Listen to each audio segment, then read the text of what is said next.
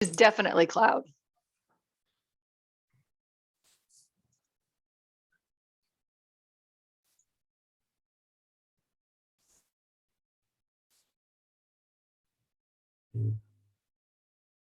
Jeff, let me know if you got that going. It's recording. Got it. Yep. Well, thank you. And welcome to Fridays with a Forester. This is April 15th, and our topic is timber sales and new wood products. And we're continuing with our series that we started last year. Today's topics, obviously timber sales with Charlie Blinn, and then new wood products with Jeff Jackson. Charlie's on St. Paul campus, and Jeff's located in Cloquet, Duluth area. And we're really happy that they're joining us today. So most of our webinars are recorded. Even last year's recordings are found in the Z link, z.umn.edu/Fridays. So if you want to look back on any of the Fridays presentations, you certainly can. And that's a Z link down at the bottom there. We ask that you stay muted, and you can certainly show your face on the video if you like, but enter your questions on chat and we'll answer those at the end of the presentation. Jeff and Charlie, can you share your screen? I'll stop. And Charlie, we're going to start with you, I guess. Great. Thanks, Gary. You're welcome.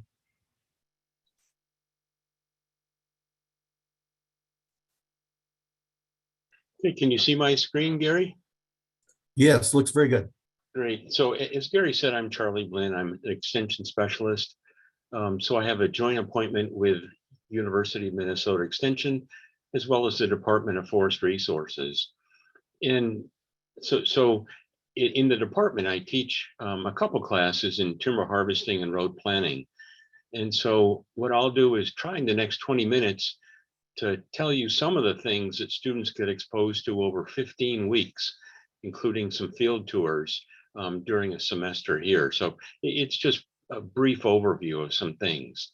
So what I'm going to do is just tell you some of the important factors that are associated with timber sales. And then following that, Jeff will talk about wood products in Minnesota.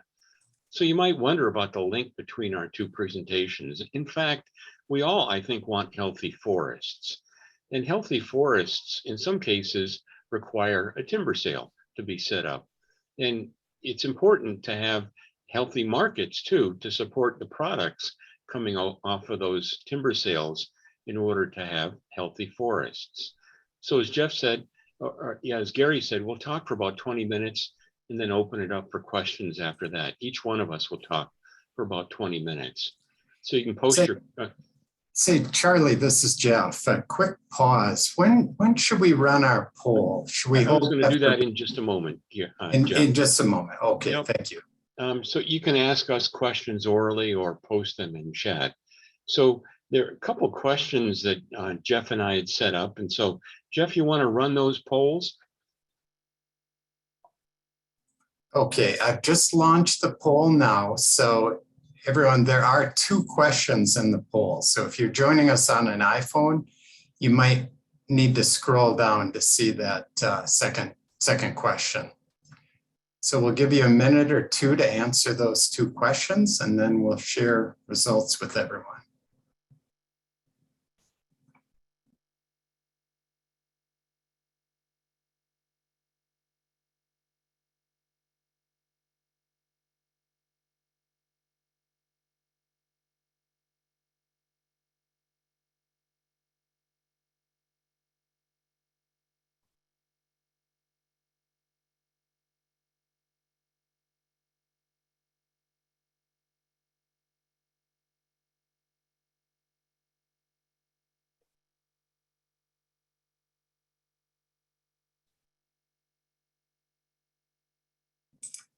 Okay, it looks like we're just about wrapped up with the poll here. Okay, so I'm going to end the poll now and then share the results.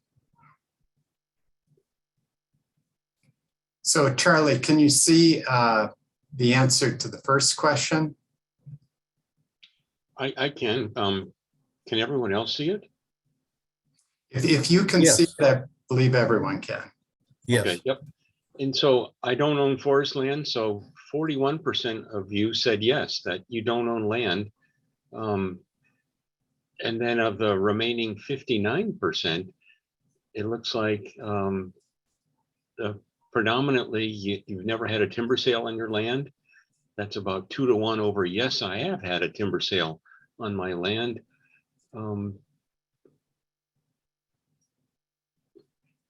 Yeah, then, so the first, yes, I had a timber sale on my land and it was a good experience. That was 18%. And yes, I had a timber sale on my forest land and it was not a good experience. So that was 5%. That's a significant amount. I'm going to scroll down then to the second question. So it looks like 18% of our audience would identify as forester primarily, 5% as a natural resource program administrator. We don't have anybody that would primarily identify as a logger, wildlife biologist, and then the vast majority, 77%, would be in the other category, other. Jeff, I'm wondering if other what might be landowner, a forest woodland owner, right? It sure could be, yes. Somebody not professionally aligned or potentially retired also would probably identify as other, would be my guess. So we wanted to ask these questions just to get a good sense of who's with us today. And it looks like there has been some experience with timber sales. Also, there are people who are foresters in the group, which is great to have that diversity of audience with us today. And maybe those people with a lot of experience, whether it was good or bad, at some point are willing to share some of those experiences with us. I'm going to stop sharing those results then, and I'll go back on mute, Charlie. Thank you. So what I'm going to do is kind of my roadmap is just present some background. So why do we think about harvesting timber? Who's involved in that process? And then what are some of the factors that might affect interest of a buyer and the price that you might receive? Then go over briefly some of the basic steps. And then I plan to just introduce some of the things that are available on My Minnesota Woods website. So why do we harvest timber? So I've listed really 4 different ideas there. So first, our dense timber stands tend to grow less productively and efficiently due to the effects of increased competition for space, water, sunlight, and other vital nutrients. And so that competition can reduce the health and vigor of the trees in a woodland. Habitat is an important combination of the food, water, shelter, and space over time to meet the needs of wildlife. Because a forest is ever changing, then that means that the habitat is changing too. And so if you want to manage for particular species, you may need to create the appropriate habitat for that species. Or you may want to harvest trees to promote regeneration, that process by which new trees are established by creating space in the overstory and understory. So you might want to create opportunities for more light to get to the forest floor, or to reduce the competition among the trees that are still there. Or perhaps you just want to provide some income to yourself or to others from harvesting timber on your property. So who's involved? The landowner, which it looks like many of the people with us today are landowners or other, a forester, a buyer who purchases the timber, and that buyer may be a logger, the person who actually harvests the timber, and then the mill or the market. And Jeff's going to talk about those market opportunities. And so many of us are unfamiliar with timber sales. And so many of the steps involved in the process may be unfamiliar to you. For that reason, working with a forester can be really beneficial, just because you don't know how, you don't have that experience doing this by yourself. The same way that when I redid my kitchen, I hired a contractor who was an expert in that, rather than trying to do it myself from DIY videos. So who's a forester? It's a person who's really trained to manage woodlands. So they've gone to some higher education institution and learned about how to manage a forest and have a degree in doing that. What they'll do is they'll help you develop a plan. They'll also, inside of that plan, if it includes a harvest, then identify trees that would be removed. They'll assess and value the timber, help you get a fair price for the wood that you're going to sell, create a contract, which is really important to have that with your buyer, and a contract that works both for you as well as for the buyer. They'll manage that harvesting process and then address any legal and financial aspects. So you may wonder, where do I find a forester? Perhaps one good place to start is on the My Minnesota Woods website. And I'll take us there after I show these slides. So who's a logger? Well, that's really a person who's trained to harvest and transport timber. They're really good at operating and maintaining equipment. They purchase timber, they harvest timber also. They've got contracts with markets so that the wood that they sell has a place to go. They're running a business and they really want to do a good job. There are cases where a forester is also a logger.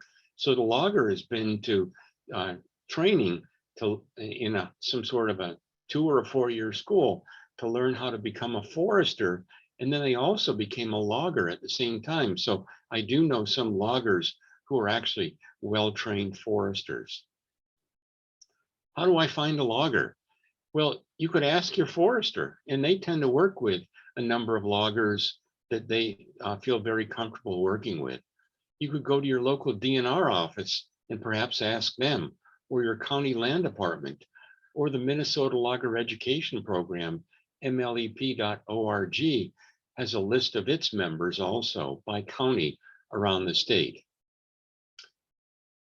Whatever you do, you want to hire a professional who will listen to you, someone who understands your needs and with whom you can build a really good working relationship.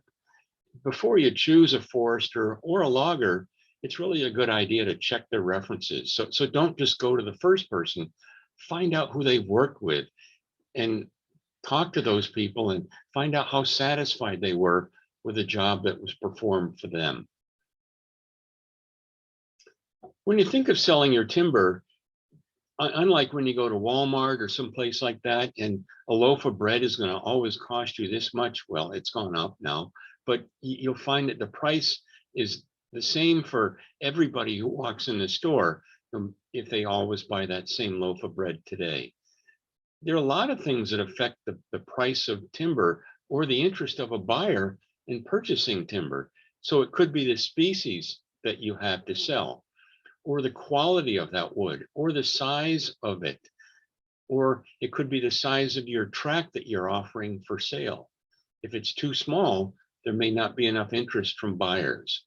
It could be the types of products that you're trying to sell, or the acreage or the volume that you're offering, where it's located in the state or its proximity to markets. Are the markets competitive? And then the contractual requirements, things that you're asking or requiring that buyer to do that may take away from their ability to operate on your site or to reduce their profit. So I did ask some folks, what do you think is kind of the bare minimum volume for a timber sale?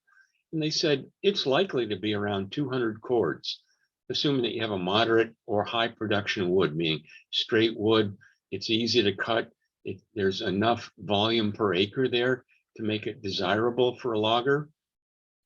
They also said desirable timber type and species.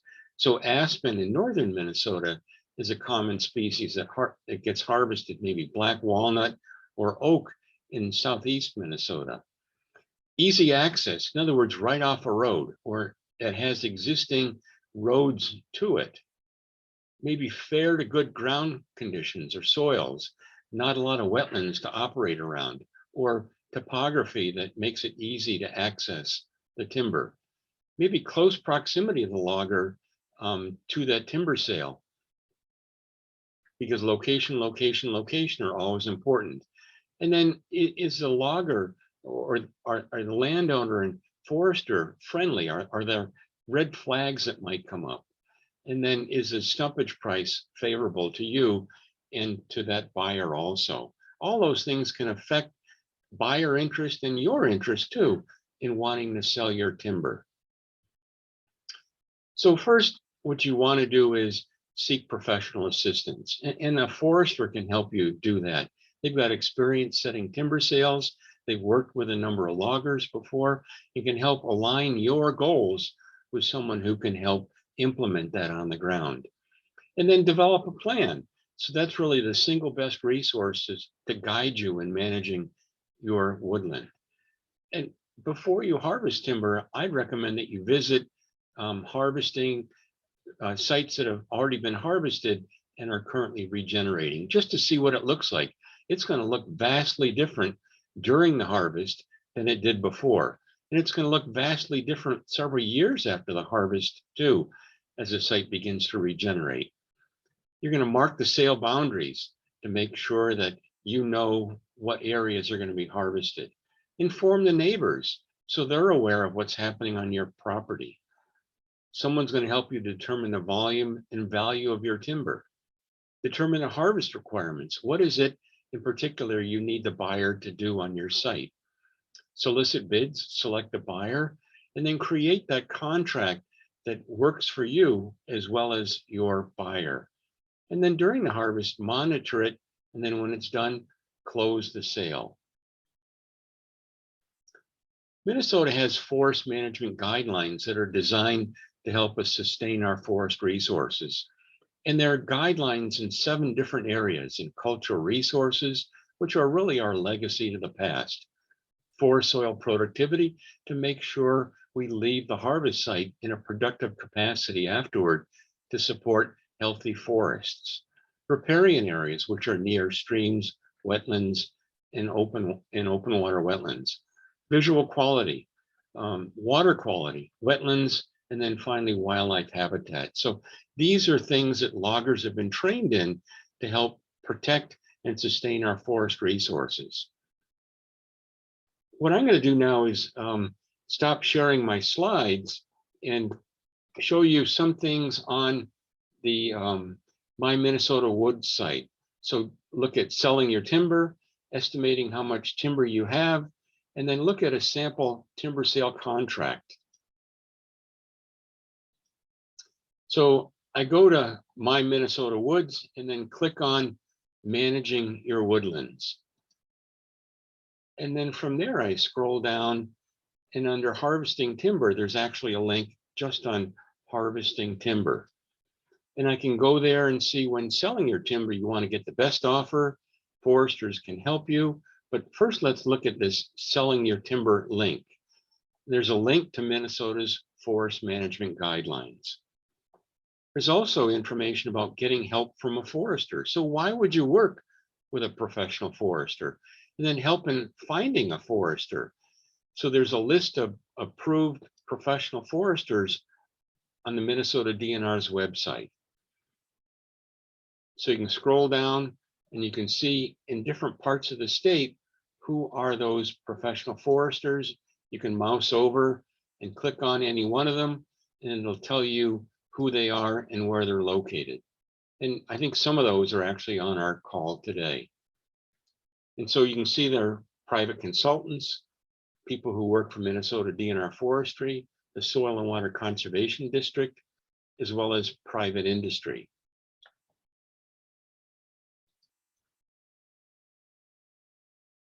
There's information about developing a woodland stewardship plan, and then the services that a private forester can provide, a public forester, whether they work for the Minnesota DNR, or if you want to work with other organizations too. And then there are tips toward the bottom on developing a plan, soliciting bids, selecting a logger, creating a contract, and then monitoring the sale. So I mentioned that the Minnesota Logger Education Program is a great resource. So I'll just go there. This is their website. And so there is a list of their members. And so I can click under here and then look by county, under the directory. I can look by county at the individuals who are members of the organization. If I want to consider a timber sale, there are questions that I might ask when choosing a logger. And so there are a number of things to help you select a logger. And then again, information about what makes a good timber sale contract. And then there is a link also to creating a contract. So there's a sample timber sale contract for Minnesota that you could look at. So the My Minnesota Woods website has a great amount of information that can help you in setting up a sale, all the way from finding available forest resources to developing contracts to finding your logger and helping you accomplish, I think, a really profitable timber harvest that will meet your objectives. Yeah, So I'm Charlie, going to stop sharing. And about 5 minutes left. Okay, I'm actually done, Jeff. Okay, wonderful. Well, go ahead and wrap up and then I can transition in. Yeah, and so I guess that was kind of my wrap. So between the slides and the links on My Minnesota Woods, I think there are lots of things that can help you in setting up a timber sale. Very good, Charlie. I noticed Angie had dropped in the link that you had mentioned, and that people can find those resources that you mentioned. Very good. Jeff, do you want to go ahead and share your screen? Yeah, that sounds good. I'm gonna put the spotlight on myself while I present and share my screen. And how does that look, Gary? Very good. Looks good. Okay, wonderful. Well, thanks again for joining us today. I'm on the team with Charlie, Gary, and Angie. My name's Jeff Jackson. I'm an extension educator out of Duluth, and I'm housed at the Natural Resources Research Institute. It's part of University of Minnesota, Duluth. And a lot of the wood product research I'm going to be talking about today actually comes from NRI, or also called the Natural Resources Research Institute. So glad to join you today, but I did want to start things off with a little bit of an interaction. So I'm going to post a question in the chat here. And so I posted a question down there, and I'd just like you to drop your response into the chat. But when you're thinking about buying a durable good, and by that I mean something you're planning on having for a few years, something that costs $100, $200 or more, what would you say is a more important buying decision for you? Would you say it's price, or would you say it's sustainability? Of just those two buying decisions, which one do you think would bubble up at the top? And I know we're at a point now of a very high inflation, which, okay, I'm seeing a lot of sustainability, durability, sustainability. I'm seeing that come through. Oh, I like that. Thank you. Both, if it includes quality. Yeah, quality and durability are both, I think, a big part of the equation. And I'm seeing some votes for price, and for me, myself, that's top of the list too. Especially maybe if you've got a young family or you're on a fixed income, price is very important too. Wonderful, thank you. And feel free to continue posting to that question. But that'll tie into something that I'll be talking about in a little bit. So I'm going to be talking to you about wood products in Minnesota. Here's the roadmap of what I'll be talking about. And we'll talk first about why are wood products important. That'll tie into some of the points that Charlie made earlier. Then we'll talk about current wood products in Minnesota, and then we'll wrap it up with new wood products in Minnesota. So first of all, why are wood products important? And I do want to point out that a lot of the information I got for this comes from, there's a division of the Minnesota DNR Forestry team, the Timber Utilization and Marketing Group. And I know some of the representatives are on the video today, or in part of the audience today.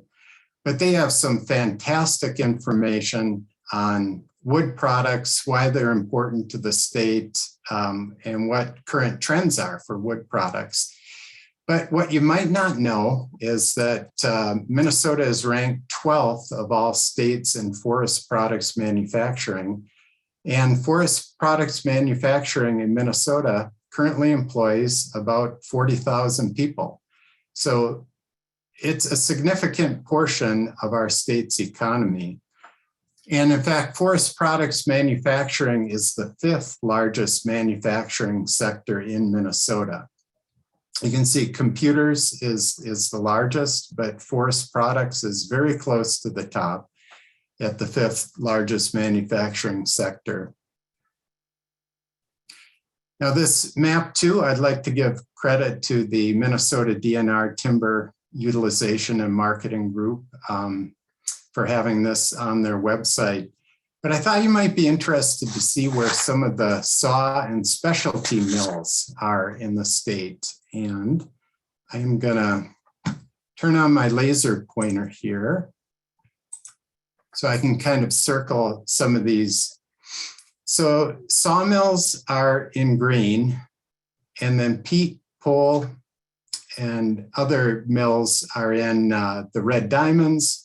And then the orange stars are shavings and specialty mills.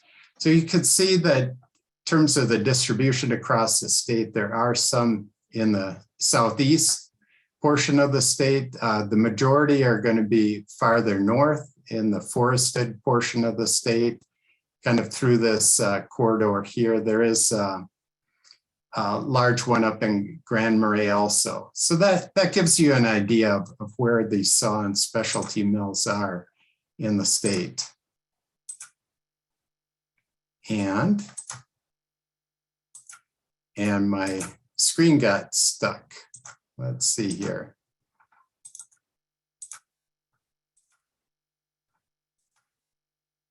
Okay, I'm going to stop sharing. I think I'm going to need to go in and out here. Let's try this again. It's just setting up. If you have questions, you can put them in chat. Well, sorry for the technical difficulty here. I am going to just restart my presentation. You wouldn't think all that would happen from a laser pointer. Jeff is not operating at home today, and so that may be part of the reason he's having technical issues. Okay, let's transition now over to why are wood products important. And first thing I wanted to point out is that wood products they're renewable. And in fact, growing wood products helps us to have healthy forests and have effective forest management. But along with being renewable, wood products can be effectively recycled. And you probably heard in the news that products made from fossil fuels are not easy to recycle. In fact, sometimes what goes into the recycling bin is never recycled. It might end up being burned. But wood products have a very high percentage of actually being recycled. And then carbon storage, as you've heard, that's becoming increasingly important to us as a society. The way it works through trees, I think, is almost miraculous, where trees, through photosynthesis, they're removing carbon dioxide from the air, and then they're storing it, which reduces CO2 in the atmosphere, and it provides us with durable goods that we can use for a better lifestyle. Another thing, and Charlie touched on this, is that wood markets actually drive healthy forests. We really do need timber harvests to incentivize really forest management, which leads to healthy forests, and that'll impact wildlife. And forests can actually be managed to the type of wildlife that you want on the land. Healthy forests maintain clean water and healthy environment, and they're a backdrop for outdoor recreation and tourism. You know, a reason so many tourists flock to northeastern Minnesota are because of the healthy forests and the healthy lakes. So now I'm going to transition over to current wood products in Minnesota. So one of the biggest ones is wood trees harvested for pulp and turned into paper, cardboard, specialty papers. The trends we're seeing there across the nation are a decrease in paper sales and an increase in both packaging products, and that's because of the increase in things like Amazon, people ordering products from home and shipped in cardboard containers. Also an increase in specialty papers such as tissue. Example, there's a paper mill in Duluth that was sold by Verso. It was making high-grade paper and they phased that out. And it's now been purchased by another company that will be making tissue at that paper mill.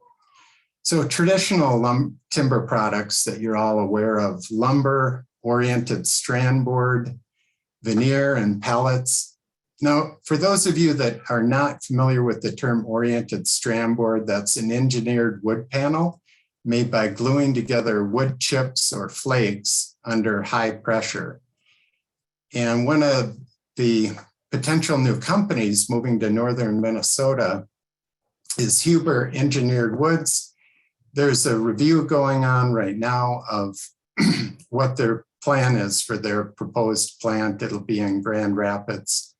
Possibility of 158 jobs there, and it would be an oriented strand board or OSB facility producing some advanced structural OSB. Another current wood product is bioenergy. So I'm aware of 3 large facilities that are using wood products to produce electricity and heat for sale. Also, many of the mills in the state use waste wood to generate most or all of their electricity and heat needs. But these 3, District Energy in St. Paul, Coda Energy in Shakopee, and the Hubbard Renewable Energy Center in Duluth, are producing that electricity and heat for sale. And now let's transition over to new wood products in the state. And here again, I'm going to thank a group for the help they provided on this. There's a nonprofit down in Minneapolis called the Great Plains Institute, and in 2020, they produced an excellent white paper on emerging market opportunities in the Minnesota forest products industry. So I took a lot of the statistics and information from this report. So we're going to focus on 5, but there's definitely quite a few more. And I would definitely suggest taking a look at this report and looking at all the emerging market opportunities that we have in the state. So the first is biochar, and quite a bit of buzz around biochar in different circles. You might have heard about it. It's very similar to charcoal. It's defined as a carbon-rich charcoal made from wood or agricultural waste heated to very high temperatures. And some people refer to this almost as a black gold. Biochar can be used as a soil amendment to promote soil health and plant health. It'll improve soil water retention and soil carbon. Because of the cost of biochar, we aren't seeing this happen on a wide scale for agricultural use, but quite a bit of organic farms have begun using it to improve soil health. So carbon storage. So if you have excess wood that has been thinned out of the woods, maybe you're doing some fire mitigation activities on your property, reducing fire risk. So if you burn that pile of wood, that carbon dioxide, 100% of it goes right back into the atmosphere. But if you turn it into biochar, that biochar will lock up that carbon for hundreds to thousands of years. It can be used as a livestock feed additive to reduce methane and improve weight gain. And it's similar to activated carbon in that it can be used for water filtration. City of Minneapolis began using biochar in 2014. They're really a huge proponent of biochar. They use a biochar-enriched compost made by the Shakopee Mdewakanton Sioux community. And they've been using it in urban gardens, community-raised garden beds. They're excited about the increased productivity they're seeing in these gardens. They're now using it to plant in boulevards where they're doing pollinator mixes using a biochar compost. They're actually in the process, I believe they'll get it up and running this year, buying their own biochar production system, which is fairly high volume. And on their website, if you would just do a web search on City of Minneapolis biochar, they've got great information there. So transitioning to thermally modified wood. So what this is it's a process developed at, the initial process goes back quite a few years, but this process has been refined at the Natural Resources Research Institute in Duluth. You take wood and apply heat and steam to it. And when that happens, it takes on a dark, rich color, and it becomes decay resistant and hydrophobic, which means it repels water. And if you look at, this is a photograph of the Bell Museum. Their remodel was finished up a few years ago on the St. Paul campus of the U of M. But you can see on the exterior of the building, they use thermally modified wood, and it takes on that deep, rich color. And it really works well to preserve that wood from decay. So that's that thermally modified wood is becoming commercialized in Minnesota. There's a company called Arborwood that right now they're based in Duluth. They have been selling thermally modified wood, but it was not produced in Minnesota. And they're opening up a manufacturing facility in Grand Rapids later this year that will employ about 15 people and will be producing that thermally modified wood right here in the state. So moving on to bio-based chemicals. So did you know that 6% of the clothing in the world right now, our current world supply of new clothing, is made from cellulose? And that was a surprising finding for me when I learned that a few years ago. But you can take cellulose from trees or other sources of cellulose and produce viscose fabric and rayon. And from that, then you can produce clothing, which is, in terms of sustainability, it's very good. Not a lot of pesticides need to be used. Not a lot of water needs to be used as the trees are growing. So it's very high in sustainability ratings. A company in Cloquet, or a plant owned by Sappi Global, is currently producing a large volume of what they call dissolving wood pulp. So this is made from trees. This is that cellulose that is shipped overseas and then is converted to rayon and used to produce clothes. So this is happening right in our state right now, and a significant volume of it is being exported. So this is just one example of a bio-based chemical. There's plenty of others we could talk about, but we're going to move on to wood extractives. So birch bark, when you walk in the woods, you see a fallen birch tree. If it's been there for a few years, you've probably seen that the bark could still be intact, but the interior of the tree, the wood, has rotted away. And that's because in that the birch tree protects itself from harmful bacteria and fungi by producing these natural chemicals that are secreted in the bark. So studies have shown that these compounds will kill bacteria and even prevent the growth of viruses. There's a company right now in Two Harbors, Minnesota, that is extracting these valuable chemicals from birch bark. And this birch bark was just waste birch bark. Trees are harvested for other purposes to produce other products, but they're taking the waste birch bark and producing these valuable cosmetics, pharmaceuticals, and dietary supplements. So again, I do want to point out the process for this extraction was refined and patented by the Natural Resources Research Institute, part of UMD Duluth, and is now being licensed by the Actives Factory in Two Harbors. And we're going to wrap it up by talking about biofuels, and then we can merge into a Q&A time. So it's pretty exciting, I think, for all of us to see the electrification of United States transportation. And we want to see that happen as quickly as possible to reduce carbon emissions.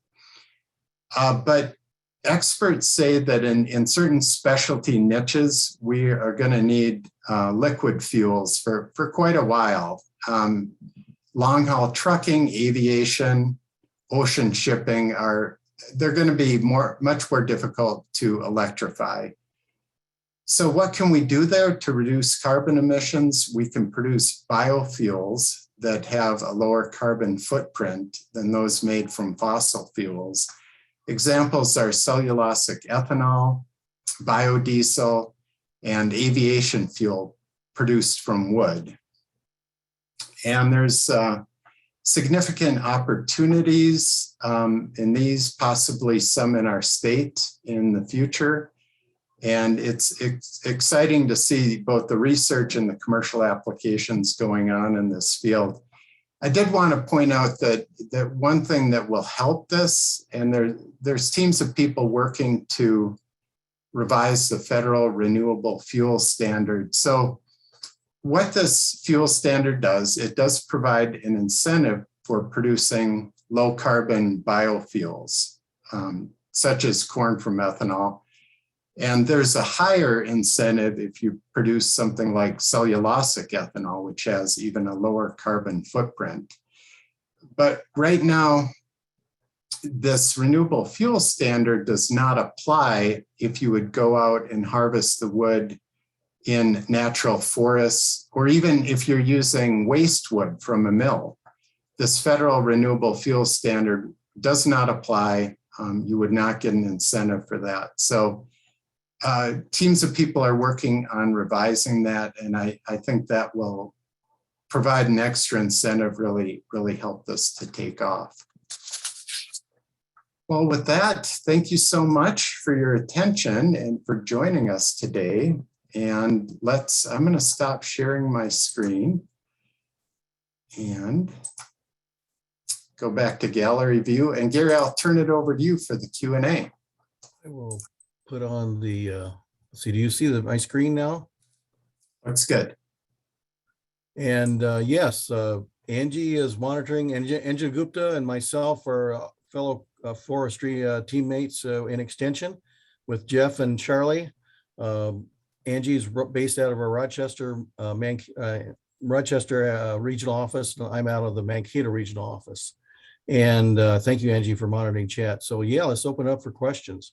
I think there were some in the Q&A. Angie? Yeah, it's been quiet, I'll be honest. We just got one about what about mass wood is what they said. I think it's in reference to mass timber, and they dropped in the link to the T3 building project in Minneapolis. So anyone want to take that? Yeah, Gary, would you mind if you stop screen sharing, then I could, I'm going to show a picture of this building Sure. that, and thank you so much for sharing that. And in terms of mass timber, I'm going to ask the rest of the team to chime on this too. No, this mass timber, like I said, it was hard in my presentation to decide where to cut it. I think I didn't include mass timber just because I'm not aware of anybody looking to produce mass timber in our state in the near future. But please correct me if I'm wrong, but this is a very exciting technology. And we're seeing building codes across the country being written to allow woods or buildings of a higher height to be built from wood, because they actually tend to be more fire resistant than traditional building construction, much lower carbon footprint compared to concrete and steel. And they're beautiful. And then whatever wood is used, you've got that carbon locked up and sequestered for the life of the building. So I think our field is extremely excited about mass timber, and we want to do whatever we can to support that. Charlie, Gary, Angie, what else would you add? I'll add a little bit. So a couple other advantages of mass timber building construction is it goes up very quickly. It's a bit like a Lego set in that it comes sort of piecemealed and ready to install. So I think the building construction time is quite a bit less, and that reduces the overall cost of the building. So it's very competitive with traditional building structures. It is also, as I recall, more earthquake resistant, but as Jeff alluded to, they're currently not using species that we produce in Minnesota, or at least at any significant volume. So the wood that's going into mass timber today is typically coming from either the West or the South in the United States, and I think some into Canada.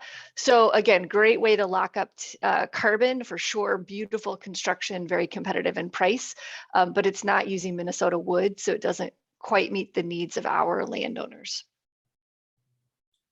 And I think there's a couple of websites or even newsletters on mass timbers. So you can certainly look online and try and find that if you're interested in learning more about that. I get a newsletter almost every week on mass timber. It's very interesting. I think there was a recent conference in Denver or out west, Portland, Oregon. I think had a conference just recently out there. Kristen Bergstrand from the DNR's Utilization and Marketing Program. She's a program consultant, is on a program with us today, and maybe she has some ideas that she could offer too. Good point, Charlie. Kristen? Yeah, Gary and Charlie, thanks. I'll just jump in for a minute. And actually, Sure. I just returned from the International Mass Timber Conference 2022, which was in Portland, just the 12th through the 14th of April here. So fresh back from that, a lot of new and exciting things happening in mass timber across the US. Really, a lot of the projects are still in the Pacific Northwest and California. We're starting to see a lot of projects on the East Coast and in the Southeast as well. So really an emerging technology. There is a brand new mass timber building in Milwaukee, Wisconsin called Ascent, which is 27 stories. I highly encourage everyone to Google that, but there is a lot of great information out there, and kind of what Angie and others were talking about. T3 is a great example. T3 was built in 2016, I believe. And while we don't have other large mass timber products currently in Minnesota, there is a lot of opportunity for that type of construction and those type of products here. And in 2019, we did a study called The Economic Feasibility of Producing Mass Timber in Minnesota. And I will put the link to that report in the chat. And that gives a lot of detailed information about what mass timber production opportunities look like here for Minnesota in the region. And if there's more specific questions, I'm happy, if you want to reach out to me directly, I can go into a lot of detail on this. So I'll stop for now, but very exciting things to come with mass timber. Thanks, Kristen. Can you also put your email address in your chat, please? It's for people. Yes, I will. Access. And then you see obviously the screen, I think Charlie and Jeff's email address and some phone numbers there. Is that right, Charlie and Jeff? Yes. Those are correct. Yeah. And you can certainly answer or ask them some questions after the program, certainly today. Again, if there's any more questions, we'll continue with that. But I want to reinforce the fact that all of our webinars on Fridays with a Forester are recorded on the Z-link, z.umn.edu/Fridays. So if you want to catch up on some of the other ones you might have missed, or even watch this one again, you certainly can at that location. Any other questions that we might have? So there's a comment from Loretta asking or curious about soil compost and biochar. I don't know if anyone, I feel like this might be for Jeff. Yeah, I could take that. Yeah, thanks for posting that. Just an interest in biochar used in compost. Yeah, I would encourage you to look at the City of Minneapolis website.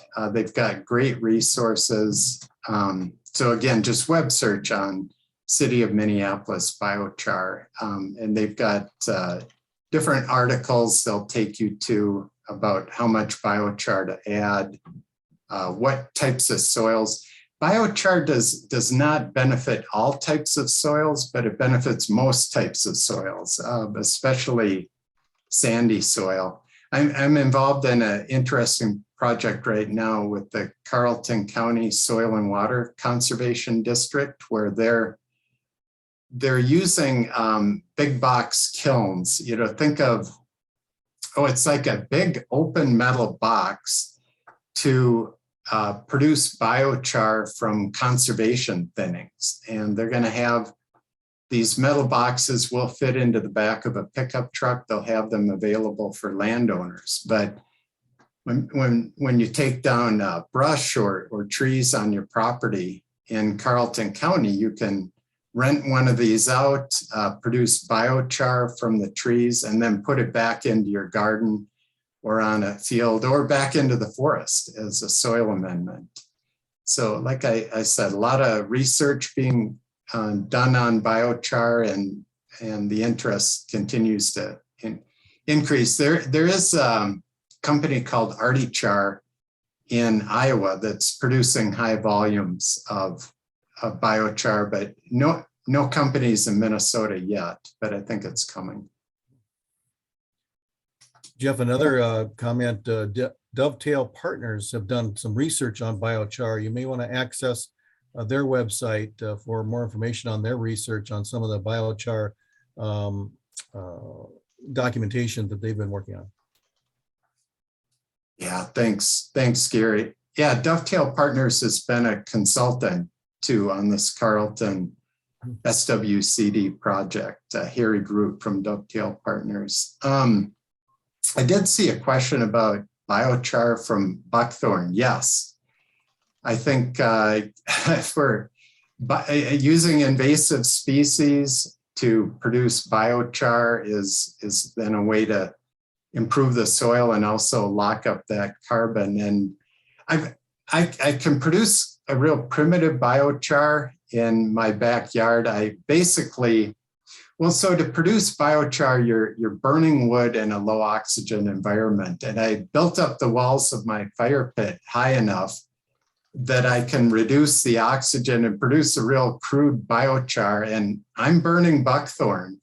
And I did an experiment where I spread that crude biochar on a square in my backyard last summer, and then compared it to an untreated area. And the one that was treated with the buckthorn biochar did much better in the drought.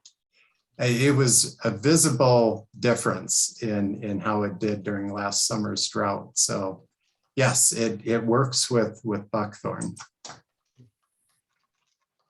Oh, thanks, Angie, for posting Dovetail Partners. Very good. That link there. Any more questions? We got a few minutes left. for Charlie or Jeff? And if you don't want to access the chat, you can certainly unmute yourself and ask the question online. So I'll ask a question to either of you. Thinking about the benefits of recycled paper and bags and paper products to virgin paper products, which is what we would harvest out of the woods. Do you have any thoughts on how to think about that from their sustainability perspective and or their land use and landowner perspective?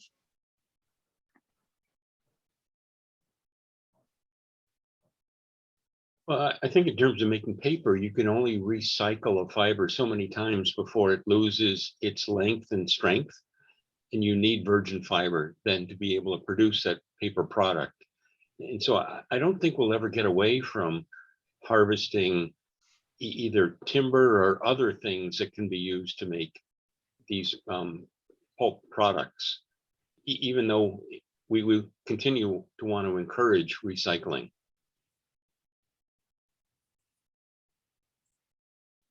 Yeah, well, and this, I guess, doesn't directly answer the question, but to me, one of the most exciting opportunities is replacing single-use plastics with a different type of wood product. And we see this happening in Europe.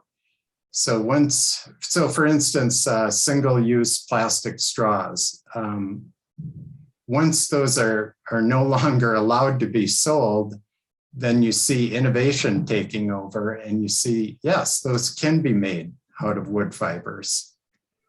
And so I think there's opportunities there for both recycled wood and fibers that come from virgin forests. I mean, I'll just say I asked that question because sometimes I feel like people have guilt when they use wood products, and I like to always remember that, you know, if we didn't incentivize forest management, many landowners couldn't afford to manage their forests, and so using those forest products becomes very helpful for land management. So thank you for that answer. I think it's important to remember that not everything can always be recycled indefinitely. As we get closer to 10 o'clock, should be any more questions? Just want to review some of our upcoming Fridays with a Forester. Next April 29th, the next meeting will be a woodland grazing or silvo pasture with Tyler Carlson from the Sustainable Farming Association and myself. We'll be talking about our own open pasture and actually raising livestock in thin woodland. And then May 13th will be Family Earth Care by Angie. And I don't know if you want to give a plug there for your program. Sure, I will. So it's going to be in part inspired by a presentation I'm doing next week about sort of climate-friendly families and how you can reduce your carbon imprint, and then also a little bit about just working with a family in the woods and the benefits for both the woods and the family as we consider that activity. Thanks. Great. And then we'll end our program. We've added on the DNR Foresters May 27th and Troy Holcomb and also Amber Youngworth will be our two DNR foresters that we'll have on Fridays with a Forester, and they'll be talking about what they do and how they work with the landowners and woodland owners, and maybe just exactly what Charlie has talked about, how you want to look at a forester, what the DNR foresters do versus private consultant foresters, and we'll learn more about that then. So, any other closing comments, Charlie or Jeff? Angie? Let's see. Thank you everyone for their time today. There may be an evaluation pop up as you close our Zoom today. So please put in your comments for future Zooms. We'll probably be doing this next year. And we want more topics to look at. So if you have some topics that we haven't covered or you want to hear again, certainly put that in your evaluation. And then also, if you're not familiar with our Minnesota Woods, My Minnesota Woods, you can get that monthly email on a regular basis. And if you just access that Z link down at the bottom there. And we thank you for joining us today. Charlie and Jeff and Angie, thank you for your presentations and managing our Q&A. It's been a great program today. Yeah, thanks to our audience. We really enjoyed this. Thanks everyone for coming.